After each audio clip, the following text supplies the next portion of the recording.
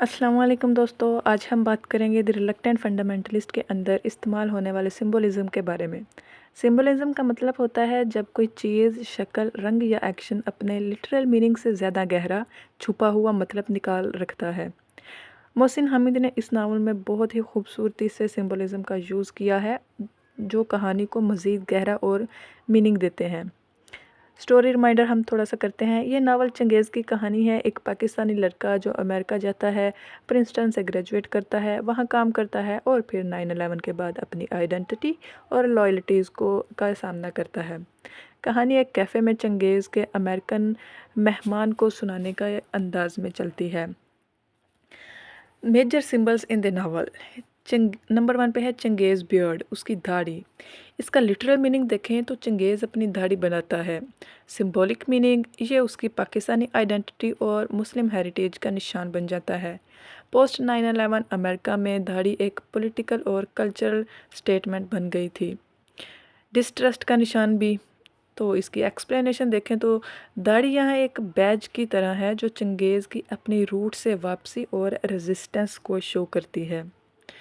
Number 2 पे है Erica lost lover Chris. Literal meaning में देखें, एरिका का पुराना बॉयफ्रेंड जो मर चुका है। सिंबॉलिक मीनिंग देखें तो क्रिस अमेरिका का पास्ट सिंबल्स करता है, एक इनोसेंट और आइडियलाइज्ड अमेरिका जो 9/11 के बाद खो गया। एक्सप्लेनेशन देखें तो एरिका का क्रिस से डिटैच ना हो पाना, अमेरिका का अपनी पुरानी तस्वीर से चिपक जाना दिखाता है। नंबर 3 पे है Erica herself. Literal meaning Changez की लव इंटरेस्ट है। सिंबॉलिक मीनिंग एरिका अमेरिका का सिंबल है, खूबसूरत, प्रॉमिसिंग, लेकिन अपने ट्रामा से गहरी गिरी हुई। एक्सप्लेनेशन देखें तो जैसे एरिका अपने लॉस से उधर सुधर नहीं पाती, वैसे ही अमेरिका 9/11 के बाद अपनी सिक्योरिटी और इनोसेंस खो बैठता है। नंबर 4 पे है अंडरवुड सिम्पसन कंपनी।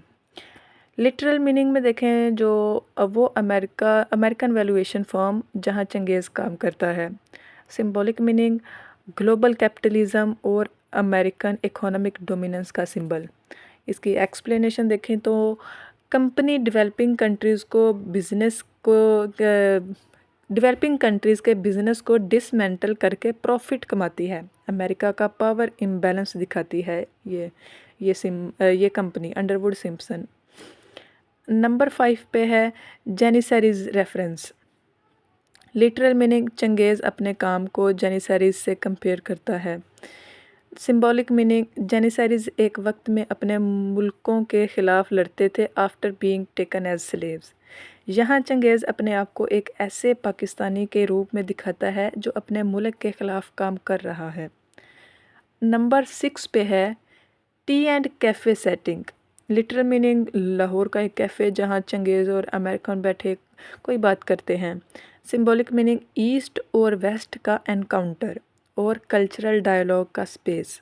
एक्सप्लेनेशन देखें तो कैफ़े एक सेफ येट टेंस जगह बन जाता है जहाँ दोनों सिविल और सस्पिशियस एक साथ होते हैं। नंबर 7 पे है लाहौर सिटी।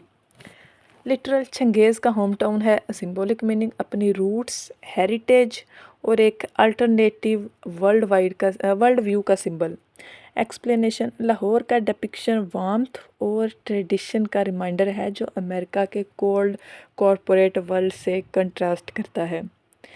नंबर 8 पे है the smile at 9/11 news. Literal Changez 9/11 की न्यूज़ पर स्माइल करता है। सिंबॉलिक मीनिंग ये एक मोमेंट है जो एंटी इम्पीरियल सेंटिमेंट और सप्रेस्ड एंगर का सिंबल बन जाता है। एक्सप्लेनेशन देखें तो स्माइल यहाँ खुशी का नहीं बल्कि सिंबॉलिक रिलीफ का इजहार है कि शायद अब अमेरिका अपने आप को वल्नरेबल महसूस करेगा। नंबर 9 पे है एरिकाज मैनस्क्रिप्ट। एरिका का मैनस्क्रिप्ट। लिटरल मीनिंग एरिका एक बुक लिख रही होती है। सिंबॉलिक मीनिंग अपनी कहानी को समझाने और प्रिजर्व करने की कोशिश जो इनकम्प्लीट रह जाती है। एक्सप्लेनेशन ये सिंबल है कि कुछ कहानियाँ पूरी नहीं होती, बिल्कुल जैसे चंगेज़ और एरिका का रिलेशनशिप। नंबर 10 पे है ambiguity at the end. Literal हमें नहीं पता कि अमेरिकन चंगेज़ का दोस्त है या दुश्मन। सिंबॉलिक मीनिंग ईस्ट और वेस्ट के दरमियान मिसट्रस्ट और अनसर्टेनिटी। एक्सप्लेनेशन मोहसिन हामिद ने डेलिब्रेटली ओपन एंडिंग दी जो रीडर को अपना कंक्लूजन निकालने का मौका देती है। सो दोस्तों ये तो थे रिलक्टेंट फंडामेंटलिस्ट में इस्तेमाल होने वाले सिंबल्स। तो सिर्फ द रिलक्टेंट फंडामेंटलिस्ट के सिंबल्स सिर्फ कहानी को मज़ीद खूबसूरत नहीं बनाते बल्कि उसके थीम्स को भी गहरा बयान करते हैं। ये हमें आइडेंटिटी, पॉलिटिक्स, लव और कल्चरल कॉन्फ्लिक्ट के लेयर समझाते हैं। जब हम इन सिंबल्स को डिकोड करते हैं तो हमें नावल का असली एसेंस समझ आ जाता है। सो दोस्तों अगर आपको ये एनालिसिस पसंद आया हो तो लाइक करें, सब्सक्राइब ज़रूर करें और शेयर ज़रूर करें ताकि हम इंग्लिश लिटरेचर को उर्दू में समझाने का सिलसिला जारी रखें। अब तक के लिए इजाज़त दें। अल्लाह हाफिज़।